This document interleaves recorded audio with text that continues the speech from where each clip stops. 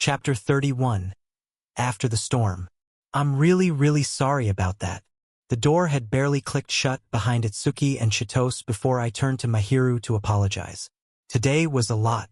She was cornered by two people she barely knew, her secret was blown, and she was basically interrogated. To viewers, I felt like I was having a flashback to when my mom visited. It's always a hurricane with these people. Mahiru looked exhausted, but she just shook her head. No, it was because I was careless, she said softly. Chitose is noisy, isn't she? She is a very lively person. You can just say she's noisy, Mahiru. It's okay. She is a little energetic, Mahiru conceded with a tiny smile. But an interesting one, I think. I don't really have people like that around me. So I am actually a little happy. Realistic romance. I looked toward the window. The sun had set, and the snowflakes were catching the light from the room as they drifted down. A white Christmas is supposed to be the peak of romance, but looking at it with Mahiru felt grounded. It's a white Christmas, she murmured. I guess. Doesn't have much to do with us, though. But the snow is pretty.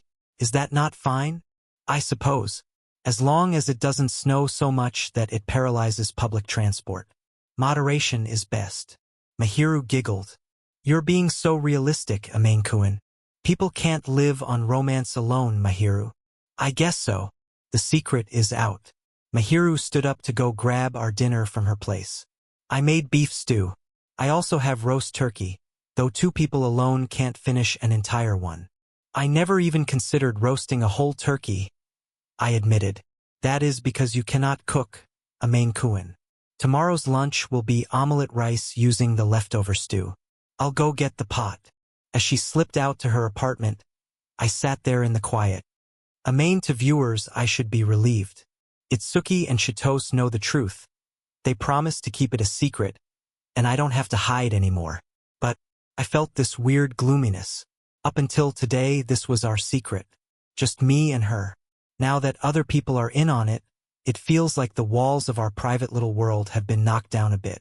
It's a good result logically, but emotionally, something feels off. Is something the matter? Mahiru asked, returning with a heavy pot in her hands. It's nothing, I said, putting on my usual face. She tilted her head, clearly not buying it, but she didn't press me. We sat down to our Christmas Eve beef stew, two neighbors sharing a meal while the rest of the world celebrated outside. The secret is shared, the stew is hot, and the snow is falling. But I can't shake the feeling that things are changing faster than I can keep up with. Is the neighbor phase ending and something else beginning? Chapter 32. The Angel and the Blissful Taste. Honestly, I'm running out of words to describe Mahiru's cooking. Since it was Christmas, she went all out. She turned the leftover beef stew into a pot pie, cutting into that crispy, flaky crust and letting the rich steam hit your face is basically a religious experience. And for dessert, a handmade millefeuille. She bought special flour just for this. At this point, she's not just a student. She's a professional pâtissier. Ha! It's delicious. I sighed after finishing my second piece of cake. I'm glad you like it, she said, giving me that soft smile I've been seeing more often lately. You certainly ate a lot. I can't help it. Anything you make with eggs or pastry is a win. I'm looking forward to that omelette rice tomorrow. The secret to a man's heart. Amane-kun, you always look so happy when you eat, she noted, looking a bit amused. Well, I am happy. Understand your own worth, Mahiru. Most guys would give anything to eat like this every day. It's just something I do every day, though. And I'm grateful every day. How did you even learn to cook like this? Mahiru paused, her expression turning nostalgic. Someone who once took care of me said, if you want to be someone who can give others happiness, capture their stomach. Well, sorry for letting you capture mine, I grumbled. Just think of it as practice, she teased. To viewers, my heart did a weird little jolt when she said that.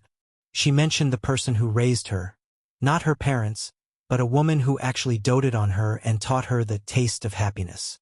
It explains why Mahiru is so skilled, but it also makes me realize how lucky I am that she's choosing to practice on me. The taste of happiness. I don't know about that other person's cooking, I said, looking her in the eye. But for me, yours is the taste of happiness. I meant it. Her food is comforting. It's the kind of taste you never get tired of. It's the highlight of my day. But as soon as the words left my mouth, Mahiru froze. She stared at me, looking completely dazed and immature, like I just told her a secret she wasn't ready to hear. Mahiru, I am fine, she whispered, looking down and hugging her favorite cushion tightly. She looked different. There was a charm to her in that moment, bashful and yet somehow satisfied. I had to look away. My own face was starting to heat up, and if I kept staring at her defenseless smile, I was going to lose my mind. Anyway, I blurted out, desperately changing the subject. We're starting at noon tomorrow, right?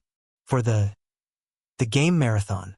Yes, she said, peeking up at me, her eyes still a little shy. Lunch and then the games. Unless you don't like the idea? Not at all. I was just checking. I mean, it's Christmas. You're sure you want to spend it like this? I would not have suggested it if I hated it, she said with another small smile. I'm looking forward to it. I officially can't look her in the eye anymore. We're spending Christmas Day playing video games and eating omelette rice, and she's looking forward to it. I think I need to go splash some cold water on my face. Chapter 33. Angel and Christmas. When Mahiru arrived at noon, she wasn't nervous about being in a guy's room on a holiday. She was vibrating with excitement. Apparently, the school's top student is a princess who has never touched a video game in her life. I shall begin making lunch then, she said, her mood clearly top tier. And cook the eggs a little more, please. I understand. Watching her ponytail sway as she hurried to the kitchen, I felt a little itchy.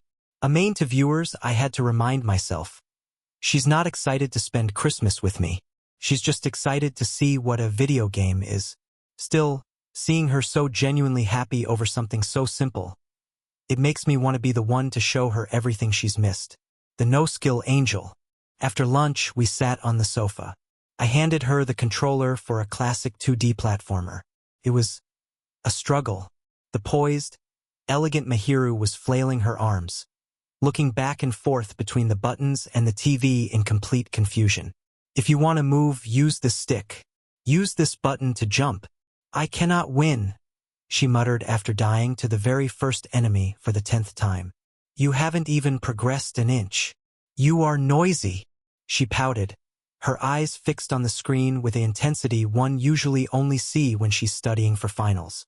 The close call. Her motivation was starting to drain, so I decided to demonstrate.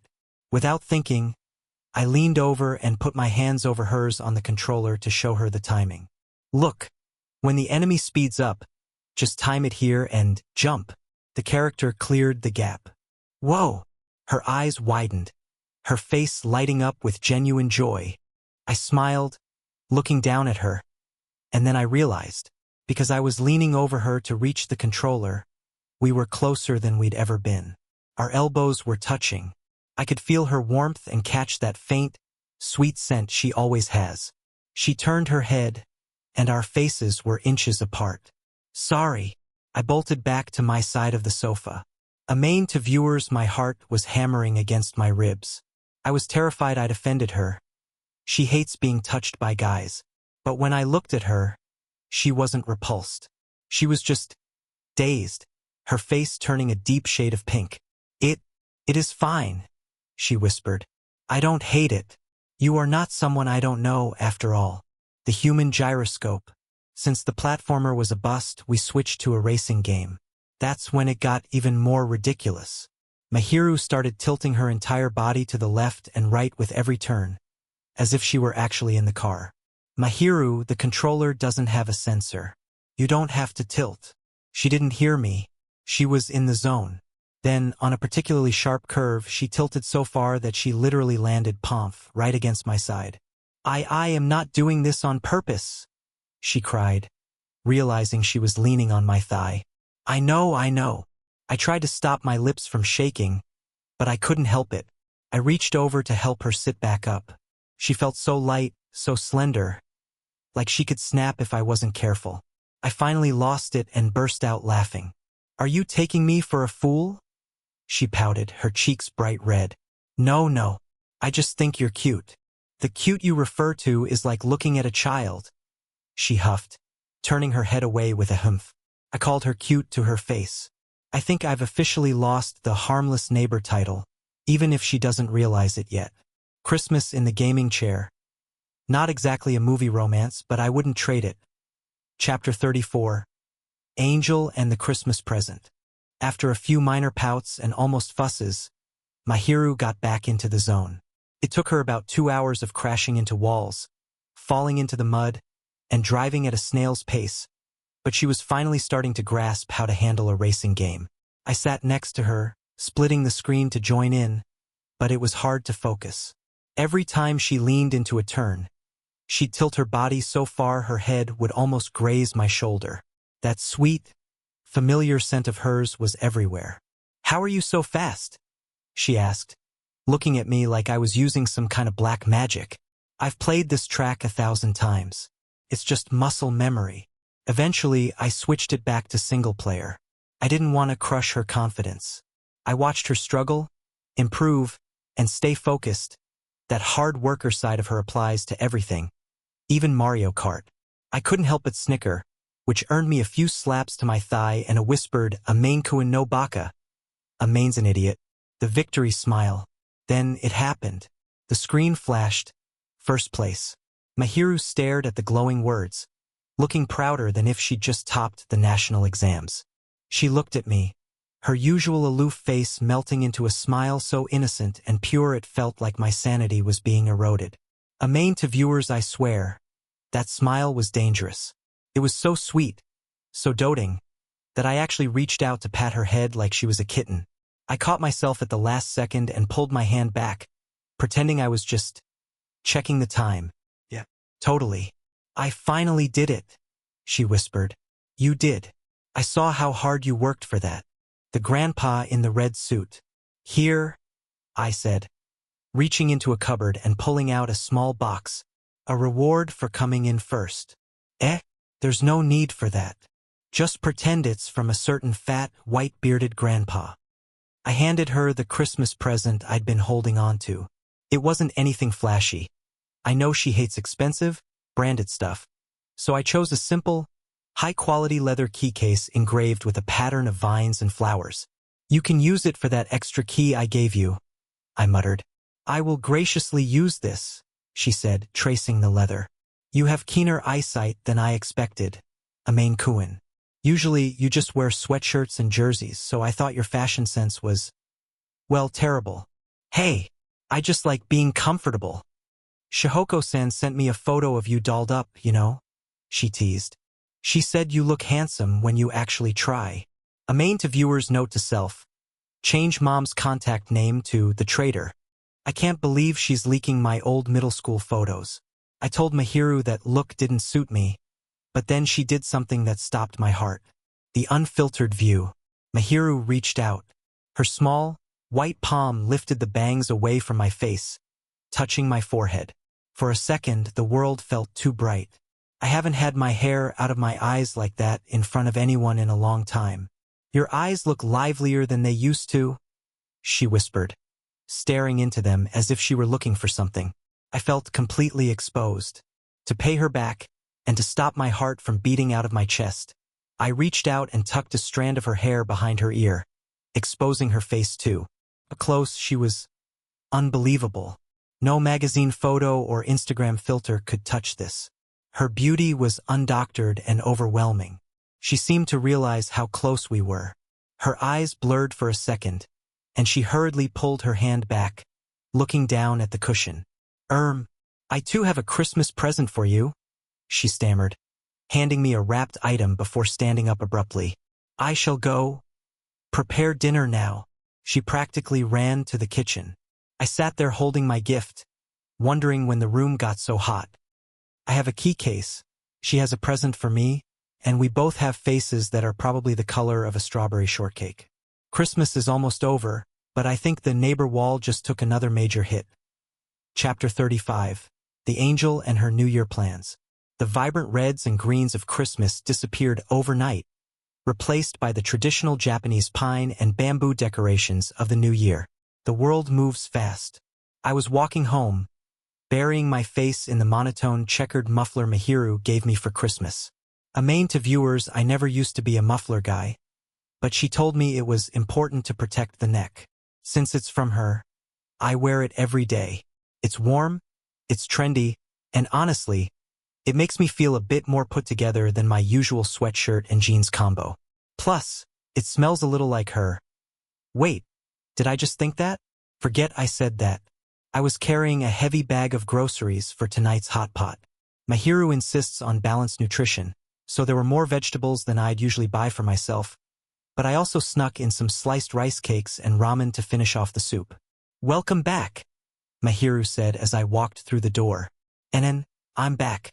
I bought the rice cakes and ramen. I cannot eat that much, you know? She sighed. It's fine. I'll finish most of it. I've been eating so much of her delicious food lately that I've actually had to start training my muscles.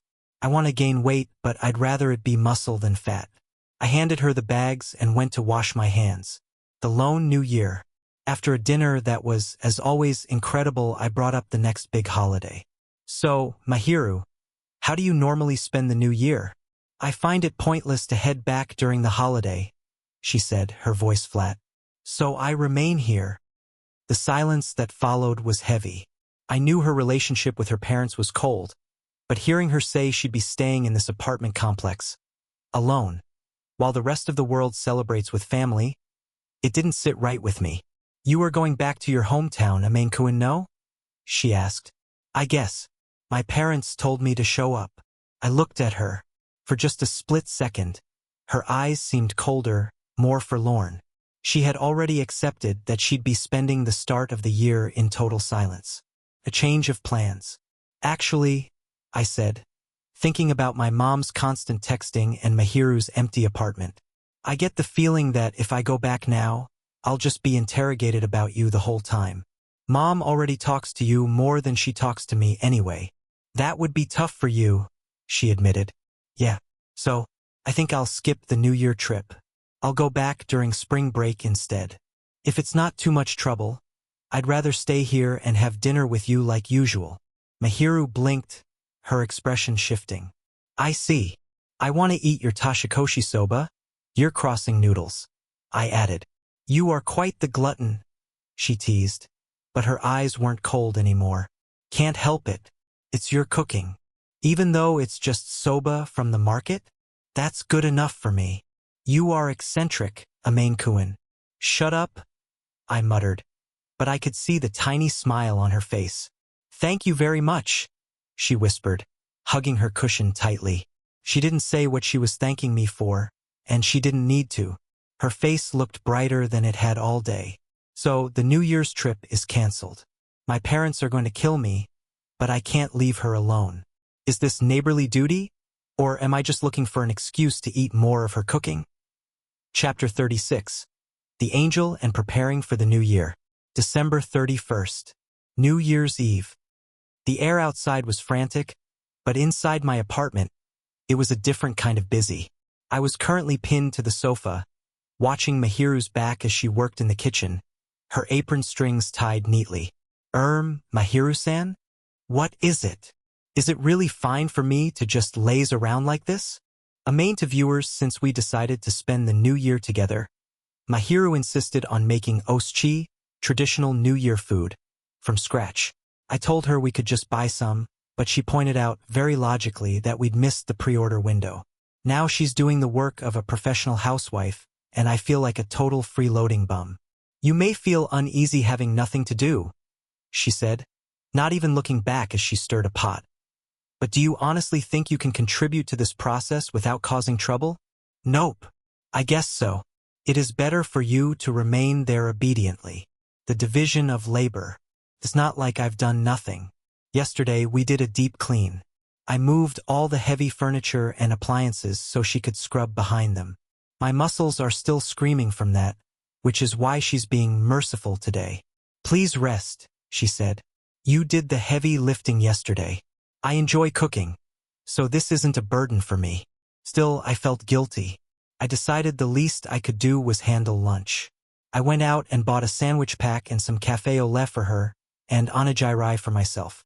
"Thank you," she said, taking off her apron and joining me on the sofa for a break. "I appreciate the timing. How's the oschi coming along?" "Almost done. I bought the black beans since they take too long, but I made the date maki sweet rolled omelet from scratch. I figured you'd want that." "How did you know? You said you like egg dishes, no? And I know you like them a little on the sweet side." Amain to viewers, she said it so casually, like it was just a fact of life that she knows my exact taste preferences. It's been months, but hearing her say she remembers what I like, it makes the food taste a lot better. The resolution. I looked over at the kitchen counter. Mahiru had even brought over a jabako, traditional tiered lacquer box. It was beautiful with gold plating. For a girl living alone to own something that formal. She really is a princess in some ways. "I have to be grateful," I muttered.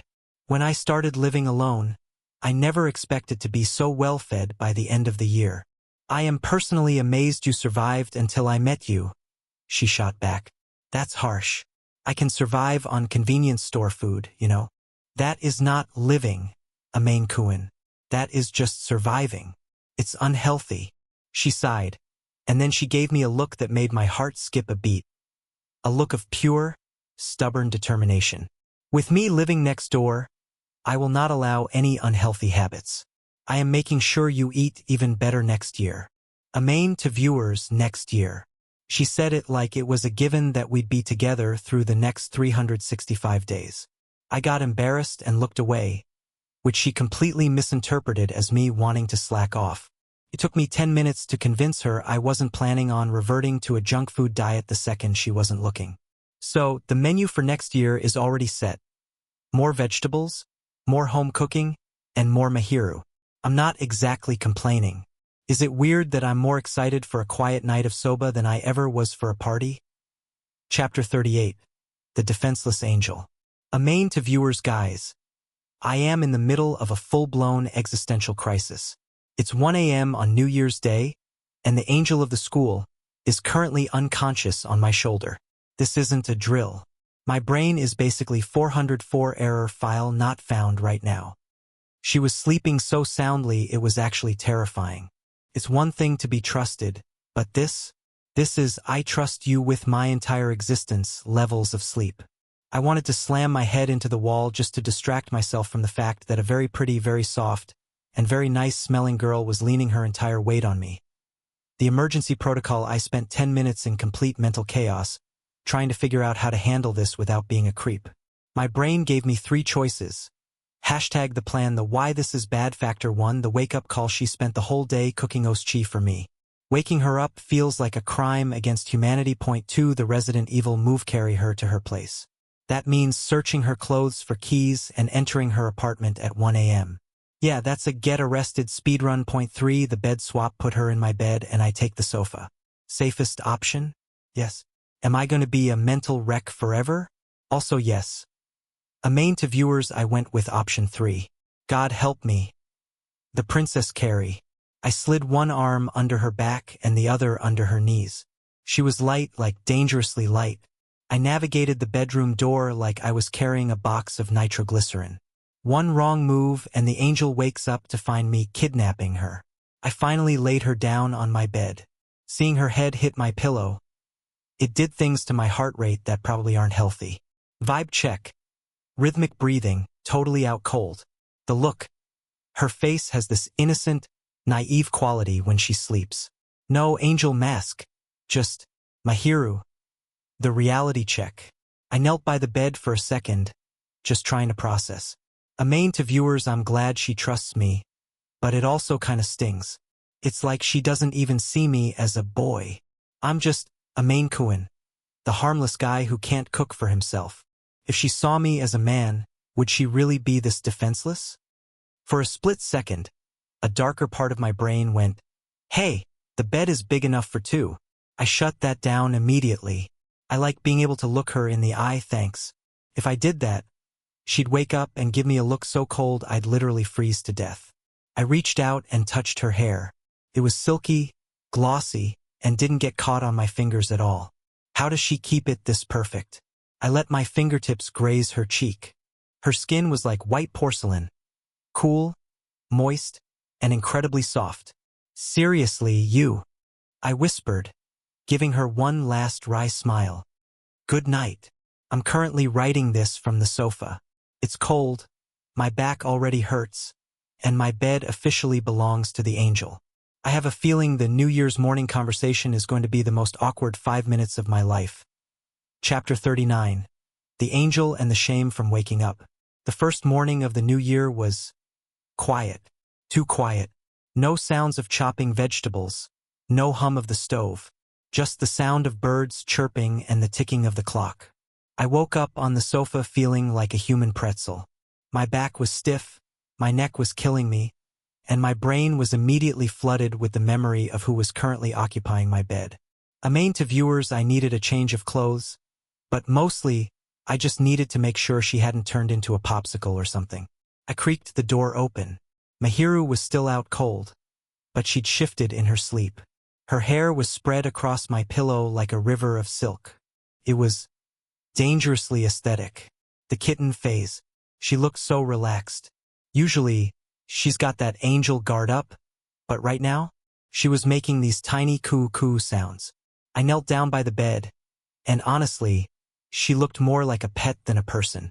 I had this overwhelming urge to poke her fluffy cheeks. I mean, she's always teasing me, right? And she's totally defenseless. So I reached out, just a tiny bit, and touched her cheek. It was even softer than I remembered, like a marshmallow made of porcelain. I started poking it gently, and then she made a noise. NNN. Her eyes fluttered open, caramel-colored, misty, and completely unfocused. She looked younger, innocent, and way more fluffy than the girl who scolds me for not eating my veggies. Then, she did something that nearly ended me. Amain to viewers, she didn't wake up. Instead, she leaned into my hand. She actually rubbed her cheek against my fingers and made this tiny, sweet sound in her throat, like a kitten asking you not to leave. My sanity? Gone. Reduced to atoms. The big freeze. A few seconds later, the fog cleared. Her eyes focused. She saw me. She saw my finger on her face. She realized where she was. She literally leapt back. Good morning, I said, trying to sound like a normal human and not a guy whose heart was currently beating at 200 BPM. Good morning, she stammered. You fell asleep on the sofa, I explained quickly. I moved you here. Nothing happened. You should thank me for being a gentleman. She didn't argue. She didn't scold me. She just pulled my blanket up to her nose, her face turning a shade of red I didn't think was biologically possible. The trust trap. Amain Kuin, she whispered from behind the blanket. Do you like touching my cheek? Eh? Well, you did it on Christmas. And last night, before I fell asleep. Wait, last night? I thought she was dead to the world when I carried her in here. You were awake? I blurted out. I woke up when you put me on the bed, she admitted, her eyes darting everywhere but at me. I didn't know what to do, so I just pretended to sleep, to see if you'd do anything. Amain to viewers, she was testing me. She stayed asleep, to see if I'd pull some creep move. I'm glad I passed the test, but now I'm also offended. Does she really think I'm that much of a saint? Or does she just think I'm totally harmless? I told you, I sighed. I'm a boy, Mahiru. Don't be so careless next time. It might not end with just a poke on the cheek. I know that, she squeaked, disappearing entirely under the futon. She stayed there, a shivering lump of shame under my covers. I decided it was best to leave the room before one of us actually combusted from the awkwardness. So, the new year starts with Mahiru hiding in my bed and me standing in the hallway, trying to remember how to breathe. I think harmless is officially off the table. Chapter 40. The Angel's Shame and Unhappiness. After Mahiru recovered enough to actually function, she went home, changed, and came back to start the day. But the vibe was definitely off. Every time our eyes met, she'd snap her head away like she'd seen a ghost. Amain to viewers, the awkwardness was reaching lethal levels. We were sitting on the sofa, but the silence was so heavy I felt like I was being crushed. Finally, I just gave in. "Forgive me?" I blurted out. She sighed, her angel mask finally sliding back into place. "I am not angry at you, Amain Kuan. I was just regretting my own carelessness. I showed you such an unsightly look." "It wasn't unsightly," I said, being honest. "It was just cute. I meant it." That defenseless, sleepy-eyed face was a 10 out of 10 on the adorable scale. But apparently that was the wrong thing to say. Mahiru bit her lip, grabbed a cushion, and whacked me with it. "The hopeless Amain." "What was that for?" I asked, bewildered. "You really are hopeless at this, Amain Kuan," she huffed. "You should not be saying such words so lightly. It's not like I say this to anyone else. Besides, you're the school's angel. You must be used to people calling you pretty or cute every 5 seconds. What's the difference if I say it?" Mahiru froze. She looked at me with a frown that said I just missed a very important point, even though I had no idea what it was. "Nothing at all," she muttered, whacking me with the cushion one more time before standing up. "I shall make the Ozoni New Year soup now." Amain to viewers, she stomped into the kitchen, leaving me holding the cushion and wondering if I need to buy a How to Understand Girls manual. She was scowling while she cooked, but once the soup and the oschi hit the table, the food was so good that the mood naturally softened. Crisis averted. For now. New Year's plans. As we settled back onto the sofa after breakfast, I brought up the next tradition. "So, are you going for Hatsamode? First shrine visit?" "Mahiru? I do not really wish to go," she admitted. "I don't like crowded places. It feels like I am being watched." "Well, that's because you're—" I stopped myself. I was about to say, "because you're an unbelievably pretty girl," but I didn't want another cushion to the face. "To be expected," I finished lamely. "What about you, Amain Kuan?" "I think I'll pass for now. I don't feel like squeezing through a mosh pit on New Year's Day. I'd rather just relax for these 3 days. I don't even care about the New Year sales or lucky bags." "I am interested in the lucky bags," Mahiru mused. "But I have no courage to charge into those crowds." The cozy life. We both leaned back into the sofa at the same time. Amain to viewers, so this is our new year. No fancy parties, no crowded shrines, no family drama. Just the two of us. A mountain of delicious oschi and a warm sofa. It's a low-energy, lazy new year, but looking at Mahiru relaxing next to me, I think it's the best one I've ever had. Chapter 41. The Angel and Her First Encounter. At 10 p.m. on January 3rd, I got a text from my dad, Shuto. "Dad's text, can we drop by tomorrow? It's fine that you didn't come home, but I want to see your face. Also, Shihoko told me everything. I think I should properly greet the neighbor." I knew I couldn't say no. If I refused, my mom, Shihoko, would just stage a solo stealth mission back to Mahiru's place, and that would be 10 times worse. At least if Dad is there, he can actually apply the brakes when Mom goes off the rails. The nervous angel. The next morning, Mahiru showed up at my place looking like she was about to take a final exam she hadn't studied for. "Is it really fine for me to intrude upon your family reunion?" she asked, her voice trembling slightly. "You're not an intruder. Dad just wants to say thanks, and Mom is— Well, Mom, actually, I need you here for my own survival." "But what did Shihoko-san tell him about me?" "Relax. Dad calls you a benefactor. He knows we aren't in the kind of relationship Mom is fantasizing about. I told her that Mom basically views her as a daughter-in-law already, but Dad just sees her as the saint who's keeping his son from starving." Mahiru looked a little relieved, but the second the doorbell rang, she jumped about 3 feet into the air. Meet the parents, the calm and the storm. I opened the door to see the usual duo. "It's been half a year, Amain," Dad said, giving me a calm, warm smile. "Hey, Dad. It's been a while." Amain to viewers, my dad, Shuto, is the polar opposite of my mom. He's calm, rational, and has this crazy baby face. Even though he's in his late 30s, he looks like he's barely 30. Every time we walk together, people think we're brothers. Honestly, I wish I'd inherited more of those forever young genes. Mom, of course, didn't wait for an intro. She scurried past me straight to Mahiru. Mahiru-chan, it's been so long. It hasn't even been a month, Mom, I groaned. The formal greeting. Mahiru stood up, correcting her posture with that perfect angel poise. But when she saw Dad, she froze for a second, probably shocked by how young he looks.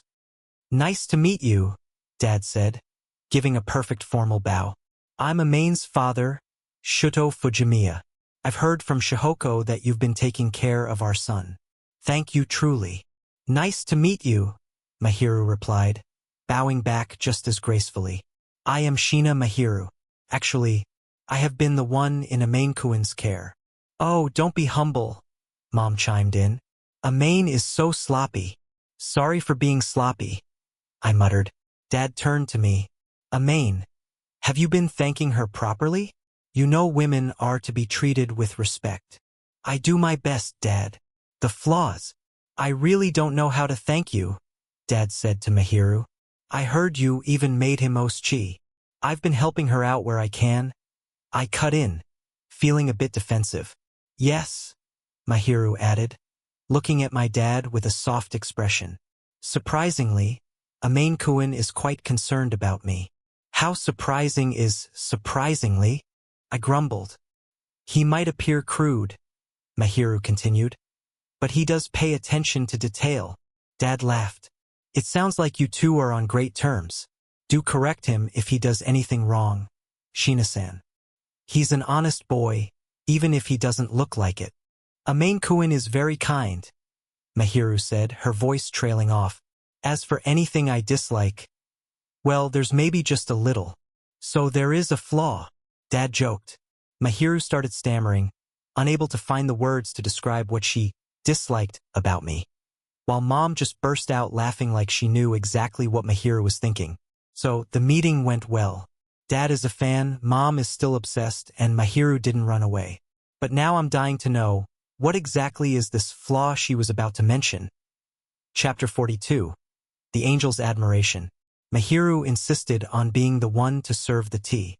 Seeing her use the tea set she bought for me to serve my own parents was a surreal experience. Why, thank you, Mahiru-chan. You're completely used to this. My mom beamed. Why, yes. Normally, Amane should be the one doing this, right? Mom teased, looking at me. I wanted to, I snapped. But if I brew it, it'll be too bitter or the wrong temperature. I get it. The first name slip up. Speaking of which, Amane, Mom said, her eyes glinting with mischief. You've been addressing Mahiru-chan by her first name now, haven't you? Amane to viewers' dead silence. Mahiru and I froze like deer in headlights. We'd been doing it so naturally for the last few days that I completely forgot it was a massive red flag for a just neighbors relationship. Mom didn't even press us. She just sat there with this oh my grin that told me her imagination was already at the wedding altar. Luckily, Dad stepped in. Shihoko, stop teasing him. It's a bad habit. Yes, dear, she chirped. She only ever listens to him. But then they started being all lovey-dovey with each other. Right there on my sofa. It was the kind of unapproachable private world vibe that makes anyone else in the room feel like a third or fourth wheel. The dazzling view. I slumped into a dining chair and let out a massive sigh. Mahiru pulled up a chair next to me and watched them. Your parents really are on good terms, she whispered. Yeah, they aren't like this in public, but at home, it's always like this. I looked at Mahiru. She wasn't annoyed. She was looking at them with this expression that was half admiration, half jealousy. Like she was watching something precious and dazzling that she'd never been allowed to touch. Amane to viewers, she had this fleeting, lonely smile. Without thinking, I reached my hand out toward hers. I didn't want her to feel like an outsider. I didn't want her to feel alone. Oh, Amane, what's the matter? Mom asked, suddenly snapping back to reality. I yanked my hand back before anyone, including Mahiru, noticed. The dress-up trap. Anyway, Mom said, patting a massive bag she'd brought. You two haven't done Hatsa mode yet, right? Well, I brought kimonos. Wait, what? I always dreamed of having a daughter to dress up for the new year, she said, looking at Mahiru like a kid looks at a new doll. I knew it would fit Mahiru-chan perfectly. Mom, she's not a doll. But she'll look so cute. And Amain, you're coming too. I brought stuff for you. I immediately tried to bail. No way. If people from school see us together at a shrine, I'm a dead man. I'll be cursed for the rest of high school. It's fine if you aren't noticed. Mom insisted. I'm gonna dress you up so you don't look like, well, this. You have a handsome face like your father, but your hair and clothes are so boorish. The final blow. I looked at Dad for help, but he just nodded. It's a rare chance, Amain. Let's go as a family. I was still going to refuse, but then Mom turned to Mahiru. Mahiru-chan, you want to see Amain dressed up a little better too, right? He's actually a good-looking guy when he tries. Is that so? Mahiru stammered, looking flustered. You don't want to go to Hatsumode together? I do, but it's fine if Amain-kun doesn't want to, Mahiru said. She looked down, her long eyelashes casting shadows as she looked genuinely deflated. Amain, to viewers, that was it. That was the kill shot. Seeing her look that sad because of me? I couldn't do it. My guilt levels hit 100% immediately. All right, I groaned, throwing my hands up in surrender. I'll do it. So, I'm being forcibly made over by my mother and taken to a crowded shrine with the school's most beautiful girl. I'm 90% sure this is how my social life ends, but 10% of me is just glad Mahiru isn't looking sad anymore. Chapter 43. The Angel and Hatsumode. Okay, we're done, Shihoko chirped. I felt like I just survived a 12-round boxing match with a hairbrush and a bottle of wax. My mom had been poking, prodding, and styling me for what felt like hours. I looked into the mirror, expecting to see my usual boorish self, and I didn't recognize the guy looking back. Amain, to viewers, the I don't care about fashion look was gone. Shihoko put me in a white turtleneck, black slacks, and a dark gray Chester coat. Simple, sophisticated, and a little formal. But the real kicker? She ironed my bangs and waxed them to the side. For the first time in years, my eyes weren't hidden. I actually looked bright, refreshed, dashing. It was weird. You could have been a decent lad all along if you just tidied up, Mom sighed. Too bad you have no interest in it. The kimono beauty. While I waited with my dad in the living room, the door opened. Mahiru had gone home to change into the kimono Mom brought, and when she walked in, the room literally felt like it changed temperature. She wasn't wearing a flashy furosode, which would be a nightmare in a crowd. Instead, she wore a soft pink base with delicate plum patterns. The hair, held up by elegant hair sticks, leaving her white neck exposed. The accessories, dangling ornaments that caught the light every time she moved. The vibe, pure, innocent, and high class. How about it? Mom bragged. Cute, right? Yep, Dad smiled. It suits her perfectly. I couldn't bring myself to lavish praise on her with my parents watching. It was too embarrassing. Well, it suits you, I muttered, looking away. Mom gave me a look that said I was a total failure at being a gentleman, but I knew she understood my personality. Just one special someone. Amain looks like Shudo-san, Mom mused. But he doesn't use his looks well. Shouldn't he want to be more popular? Amain's the type to be fine with just one, Dad replied calmly. He'd find it a hassle to have too many fans. Amain, to viewers, Dad hit the nail on the head. I don't care about being popular. I just want one person by my side. And looking at Mahiru in that kimono, I had to admit, even just to myself, that I'm fond of her. Is it love? I don't know yet, but she's definitely special. The sneak attack. Mom and Dad headed down to the parking lot to get the car ready. Suddenly, it was just the two of us in the quiet apartment. I checked the locks and switched off the lights, then looked at Mahiru again. Without the audience of my parents, I could finally be honest. And it really does suit you, I said softly. Like an innocent beauty in a kimono. You're really cute. Really pretty. Mahiru blinked, her face turning pink. She pursed her lips, looking exactly like she did when I poked her cheek that morning. "Ah, you don't like being praised?" "Sorry," I said, feeling awkward. "That is not it, but Amain Kuin, you are rather—" She stopped herself and turned away. She was wearing boots with her kimono, a cool Japanese Western mix, and as she put them on, the little ornaments in her hair went shalon. As I held the door for her, she didn't walk past. Instead, she tiptoed up to me. I leaned down to listen. She cupped her hand near my ear and whispered, "Amain Kuin, you look dashing too, I guess." Before I could even process the words, she bolted past me into the elevator hall. Amain to viewers BAM. I literally walked into the doorframe. That was a total sneak attack. My heart was pounding so hard I thought it might actually jump out of my chest.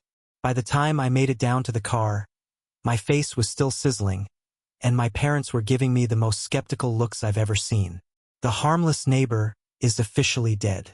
Between the makeover and that whisper, this shrine visit is going to be a test of my physical endurance. Do I have any chance of surviving the crowds without holding her hand? Chapter 44. Holding the Angel's Hand. After an hour's drive, we arrived at a famous local shrine. It wasn't as packed as the ones on TV, but it was still a sea of people. Amain to viewers Mahiru in a kimono is basically a walking flashbang. Even with people everywhere, she was garnering stares from every direction. The way she rinsed her hands at the purification fountain was so elegant it looked like a scene from a movie. I'd be lying if I said I wasn't a little annoyed by all the guys eyeballing her. The escort maneuver. Because of the kimono and her boots, Mahiru was walking much slower than usual. She was struggling with the hem, and as someone bumped her shoulder, she let out a tiny ihya and stumbled. I grabbed her arm before she hit the pavement. "Lend me your hand," I said, reaching out. I half expected her to hesitate, but she placed her small palm in mine almost instantly. We stood there for a second, just staring at each other, before she looked away and gripped my hand firmly. The New Year's wish. We reached the prayer box and Mahiru prayed for a long time, twice as long as I did. "What did you wish for?" I asked as we moved away from the crowd. "No illness or calamity," she said. "That's very ordinary. And also," she added softly, "I want to live some peaceful days like this." Amain to viewers, she looked so happy saying it that I didn't have the heart to tell her that peace is impossible as long as my mom is around. I just tightened my grip on her hand. Not because I was trying to be smooth, but because I legit didn't want her to trip again. That's my story and I'm sticking to it. The mother's intuition. Of course, we eventually ran into my parents. Shihoko took one look at our linked hands and went into full era mode. "You naturally held hands there, didn't you?" She smirked. "I just don't want her to get lost. It's easy to trip in a kimono," I defended. Luckily, Dad stepped in. "It's fine, Amain. A woman in a kimono needs an escort. I did the same for your mother." He proceeded to hold Mom's hand, effectively distracting her. But here's the thing. Even after the danger of the crowd passed, Mahiru didn't let go. Her fingers stayed curled around mine, firm and warm. The drink exchange. Mom came back with drinks. Ashirako, sweet red bean soup. For Mahiru, and Amazake, sweet rice drink. For me. We finally had to let go of our hands to actually drink. "Is the Ashirako good?" I asked. "It is delicious. Would you like a taste?" "Sure. Want some of my Amazake?" We swapped cups. The Ashirako was rich and a bit too sweet for me, but it suited Mahiru perfectly. She, on the other hand, seemed to really enjoy the fermented sweetness of the Amazake. Amain to viewers, we were just standing there, sharing drinks and talking, when I realized my parents were staring at us again. Mom looked like she just won the lottery, and Dad had this, "I see how it is" wry smile on his face. "You two just did that so naturally," Mom muttered. "Did what?" I asked, though deep down I knew exactly what she meant. The indirect kiss, the hand-holding, the casual conversation. The neighbor wall isn't just cracked anymore. It's basically rubble. Shrine visit. Complete. Handheld. Check. Indirect kiss via red bean soup. Also check. I'm pretty sure my parents are currently planning the wedding menu in the back seat of the car. Chapter 45. The Angel and the Blissful Atmosphere. Dinner was a full house. My parents decided to crash at my place, and Mom, Shihoko, basically camped out in the kitchen to watch Mahiru cook. To viewers, the vibe in the kitchen was actually really nice. Mom was chattering away, and Mahiru was answering her calmly, looking more like a daughter than a neighbor. Dad and I were on the sofa, and he gave me that "I'm happy for you" look. I just told him she was cute and nice. I kept it low-key, but I think he saw right through me. The conditioned palate. Since the dining table was too small, we broke out the big folding table. Dad took one sip of Mahiru's miso soup and his face lit up. "It really is delicious," he said. "Guess you don't have to worry about Amain staying alone or getting married." Mom shot me a look. "Amain, your thoughts?" "It's delicious, obviously. I thank her for it every day." Amain, to viewers, it's the truth. I'm completely conditioned to her cooking now. If she stopped feeding me, I'd probably wither away like a neglected houseplant. I praised her like I always do, but with my parents there, Mahiru turned beet red and started tapping my leg under the table to get me to stop. She's so weak to compliments when there's an audience. The feeling of happiness. After a few hours of talking, my parents took over the living room to get ready for bed, and I walked Mahiru to her door. It's only a few steps, but it felt necessary. "Sorry about my parents being so much," I apologized. "No, I enjoyed myself today," she said, her voice soft. "I think I've understood the feeling of happiness, if only a little." She had this fleeting, fragile smile. It reminded me that while my parents are loud and annoying, they give off a warmth she didn't get at home. I felt this sudden urge to protect that smile. Without thinking, I reached out and roughed her hair. The Baka maneuver. What are you doing?" she asked, shocked but not moving away. "Nothing. Your hair was just there." "It's all messy now," she pouted, though she didn't fix it. "You're taking a bath anyway." I kept my hand there for a second longer than I should have. I told her I wouldn't do this to anyone else, which made her go quiet. Then she looked at me and whispered, "You really do resemble your father, Amain-kun." "How?" "We're totally different. You just do." She stepped into her apartment, but before closing the door, she peeped through the gap. Her cheeks were flushed, and she looked like she was caught between being annoyed and being something else. "Amain-kun, no, Baka, idiot." Click. The door closed. Amain, to viewers, who's the idiot? She's the one who just sent my heart into a tailspin with one word. I'm standing here in the freezing cold corridor, leaning against the wall, trying to get my face to stop glowing. New Year's is supposed to be a time of rest, but my heart is working overtime. Chapter 46. The Angel and the New Semester. The new semester kicked off, and honestly, same old, same old. Everyone's back, but nobody's really changed much. I was just sitting at my desk, minding my own business, when the usual suspect arrived. "Yo, Amain, feeling fine?" Itsuki asked, wearing that same frivolous grin. "Thanks to you," I muttered. He immediately started digging for progress on my winter break. I played it cool. I couldn't exactly tell him that the school's angel slept in my bed, or that I held her hand at a shrine while my parents watched like they were front row at a rom-com. If I told him, he'd tell Chitos, and my life would effectively be over. The rumor mill. Suddenly, the volume in the classroom spiked. A group of girls was huddled together, whispering loud enough for the whole room to hear. "I heard Shina-san has a boyfriend." Lisa saw her. She was holding hands with a guy during Hatsumode. "I heard he's really good-looking, but he's not from our school." Amain, to viewers, I stiffened up so fast I probably looked like a statue. Even Katawaki, the school prince, was eavesdropping.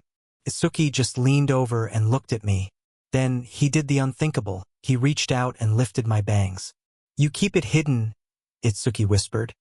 "But you've actually got a nice face." "Shut up," I said, swatting his hand away. "I'm not good-looking. I'm just me.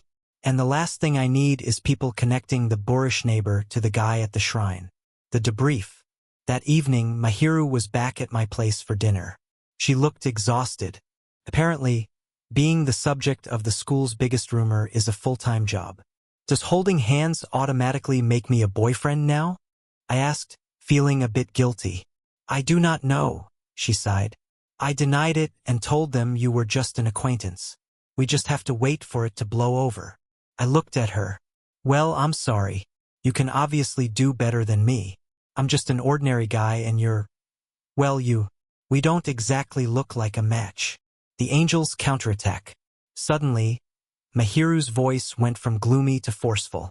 You are not just someone, a main Kuin. I blinked. She was staring at me, her eyes furious and adamant. You have low self-esteem, but it isn't true. You are an outstanding person. You're kind, understanding, gentlemanly, and you're actually really cool when you dress up. A main to viewers, guys. I think my brain just short-circuited. She was so serious, so heartfelt, that I couldn't even crack a joke. My face was turning a shade of red that matched the sunsets we watch. She started stammering toward the end, but she didn't look away. I see. Thanks. I managed to choke out. So, please do not look down on yourself, she whispered, her head dropping as she realized how much she just praised me. Tactical retreat. Engaged. I scrambled to the kitchen to wash the dishes. I needed cold water, lots of it, to stop my head from steaming. Mahiru was currently burying her face into a sofa cushion, probably dying of embarrassment from her own honesty. The rumors say she has a boyfriend from another school. Little do they know that cool guy is currently doing dishes in a turtleneck and trying not to have a heart attack because the angel called him cool. Chapter 47. The Angel and Friend. Hey, Amain. Lend me the angel, will ya? Chitos called me right after dinner. Usually we just text, but she was in full force of nature mode. Apparently, she wanted to take Mahiru out, but instead of asking her directly, she called me. She's not a library book, Chitos. Ask her yourself. But she's right there next to you, isn't she? Amain to viewers, I couldn't even argue. Mahiru was sitting right there, looking at me with those wide, curious eyes. I handed her the phone, and for the next 5 minutes, I watched her get absolutely steamrolled by Chitos's energy. It was like watching a kitten try to negotiate with a hurricane. The invitation. Why yes. Tomorrow? I have no arrangements. Mahiru stammered, glancing at me for help. Just do what you want, I told her. You deserve a break from cooking for a lazy guy like me. That seemed to settle it. Mahiru agreed, and even through the phone, I could hear Chitos's alrighty loud enough to rattle the windows. When Mahiru handed the phone back, she had this tiny, relieved smile. She was actually excited. The warning label. Just one thing, I said once the call ended. If she starts sexually harassing you, just punch her. She's like my mom. She has a weakness for cute things, and she's going to want to treat you like a dress-up doll. Mahiru pursed her lips and looked away, but she didn't seem annoyed. The next day, for the first time in a long time, I was truly alone in my apartment. Amain to viewers, it's weird. A few months ago, this was my normal. But now, the sofa feels too big. The air feels too still. I've gotten so used to her presence that the silence actually feels cold. I'm a simpleton, aren't I? I've let this neighborly comfort turn into something I don't want to let go of. The internal tug of war. I know I like her. It's more than a friendship, but is it love? It's like a spark that hasn't quite caught fire yet, mostly because I'm too afraid to blow on it. If I tilt the scales too far, everything changes. She thinks I'm outstanding, but I still see the useless guy who can't take care of himself. If I move too fast, I'll ruin the one good thing in my life. So I bury the heat. I keep it under lock and key. By 6 p.m., the sky was pitch black. I messaged Chitos to see when they'd be back. Text from Chitos. We're going to say bye-bye soon. Victory hand. The Transformation, DIY edition. They were heading to the station. I stood up and looked at myself in the bathroom mirror. Gloomy bangs, boorish expression, the usual Amain. But then I remembered what Mahiru said. You're actually really cool when you dress up. And I remembered my dad's lessons on how to treat a lady. Amain to viewers, I grabbed the wax my mom left behind. I really didn't want to do this. It's a hassle, it's embarrassing, and it's totally not me. But I'm going to meet the angel, and for some reason, I don't want to be the gloomy neighbor today. I want to be someone she can be proud to stand next to. I'm currently fighting a losing battle with hair wax and a comb. If I mess this up, I'm gonna look like a hedgehog. If I get it right, well, I might just give Mahiru a reason to call me Baka again. Chapter 48, Welcoming the Angel. I hurried toward the station. My hair was waxed and styled just like it was for Hatsumode. It's a hassle to keep it from getting messy in the wind, but walking next to the angel in my gloomy neighbor mode just wasn't an option. Amain to viewers, I leaned against the station wall, checking the time. A few minutes later, I saw that familiar flaxen hair in the crowd. She looked tired, but the moment I called her name, she turned around and froze. It was like I'd cast a petrification spell on her. The disguise reveal. Amain Kuin? Why are you? She stammered, scanning my outfit and hair. Why the getup? I can't exactly pick you up looking like my usual self. It'd be a disaster if someone saw us and connected the dots. Does it look weird? I checked the mirror, but I'm no expert. Mahiru shook her head quickly. It suits you, she whispered. I felt a massive weight lift off my chest. Good. It's dark out, and I didn't want you walking home alone. Unless you're embarrassed to be seen with me, I can walk 10 paces ahead if you want. I do not dislike it, she said softly. Thank you for coming. The warmth in the cold. I pulled my hand out of my warm pocket and reached for hers. The second our fingers touched, I flinched. Her hand was like ice. You're freezing. Where are your gloves? I washed them today, she admitted. Without saying another word, I wrapped my hand around hers, trying to share as much heat as possible. Her hand was so slender and delicate, it felt like I could accidentally break it if I gripped too hard. So warm, she muttered, her eyes narrowing as she gave me this look that nearly made my heart stop. Amain to viewers, I didn't let on how shaken I was. I just took her shopping bag from her and started walking. She kept stealing glances at me. Kyra, but every time I looked back, she'd turn bright red and look away. Was it the cold? Or was she actually affected by the dashing version of me? I'm hoping for the latter. The ramen promise. Let's hit the convenience store on the way back, I suggested. Meat buns are the best in this weather. I like the red bean ones, she replied. You and your sweets. What about dinner? I have seasoned eggs, char siu and menma ready. We're having ramen. My stomach literally growled at the mention of her homemade char siu. Ramen sounds perfect for a night like this. I don't know if I can finish a whole bun and ramen, though. We'll split the bun, I said, giving her hand a gentle squeeze. She nodded bashfully, and for a moment, the freezing winter night didn't feel so cold anymore. The fallout. The next day at school, the air was buzzing again. I think Shina-san was spotted with that same boy again last night, someone whispered. Itsuki leaned over my desk and gave me the most I know it was you look in the history of friendship. I just stared out the window and played dumb. Amain to viewers, the rumors are officially out of control. Everyone is looking for a handsome stranger from another school. And I'm just sitting here with my bangs down, thinking about how soft her hand was. I'm playing a dangerous game, but honestly, worth it. I'm officially the mystery boyfriend in the eyes of the school. Chapter 49. The Angel and the Friend's Troubles. Scene start, February. The lighting is cozy, but the mood is tense. Amain is staring at a textbook like it's a personal enemy. Amain to viewers entering February. The boyfriend scandal finally cooled down. Why? Because I stopped being an idiot and didn't meet Mahiru outside. People have short memories, and since no new evidence surfaced, the flames just died. Mostly. There's still a rumor that Mahiru has feelings for this mysterious guy, but she shuts that down with a smile so terrifyingly polite that nobody dares to follow up. The denial sting.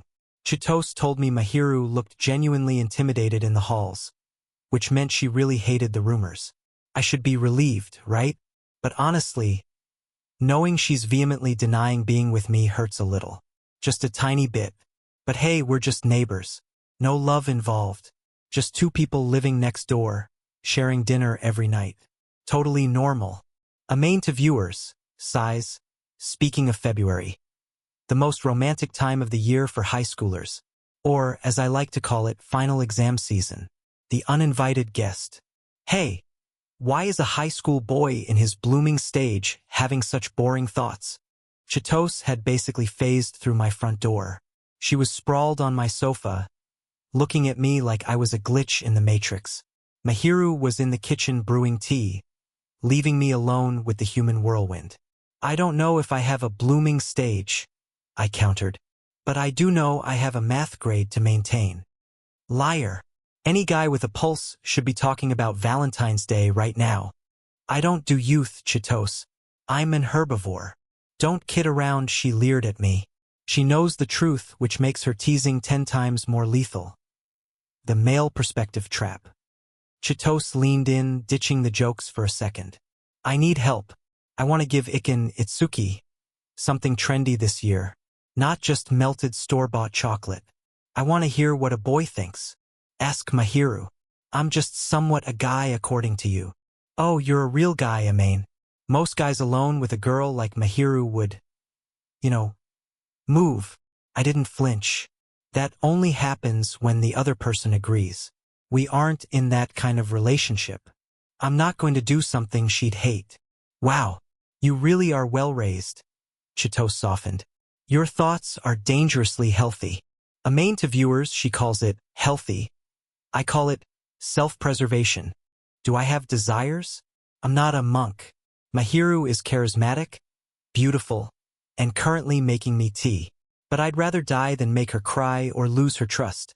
Plus, she's literally threatened to socially destroy me if I ever tried anything. October 10th would not recommend crossing the angel. The Great Chocolate Debate. Mahiru returned with the tea, looking as graceful as ever. I moved to a floor cushion to let her sit on the sofa. You could be so popular if you just styled your hair like you did that one day. Chitos sighed, sipping her tea. Aren't you jealous of Katawaki? He's going to get a mountain of chocolate. No thanks. That sounds like a fast track to diabetes. Plus, the return gift debt in March would bankrupt me. 3 times the value? My wallet can't handle that. Chitos cackled. Fine, miser. I'll give you some edible chocolate then. Just to be nice. How do you want it? Not too sweet, I muttered. And what do you mean by edible? Don't worry about it. She's definitely going to put something weird in it. The angel's policy. What about you, Mahiran? Chitos asked, latching onto Mahiru's arm. Giving any to the boys? Just the girls in my class, Mahiru replied softly. If I gave obligatory chocolates to the boys, it would cause a riot. Amain to viewers, she's not wrong. A single piece of chocolate from the angel would start a localized civil war in the hallways. Seeing her smile at the chaos would be one thing, but the aftermath? No thanks. I will give some to you though, Chitos-san, Mahiru added. Yay! I love you, Mahiran. I'll make yours the best. Unlike the mystery batch I'm planning for Amain. Hey! Chitos just giggled and hugged Mahiru tighter. I just rubbed my temples. Between the looming exams and the threat of mystery chocolate, I have a feeling February is going to be a very long month. Vlog update. Scandal status. Extinguished. Chocolate status. Threatened. Sanity status. 15% and dropping.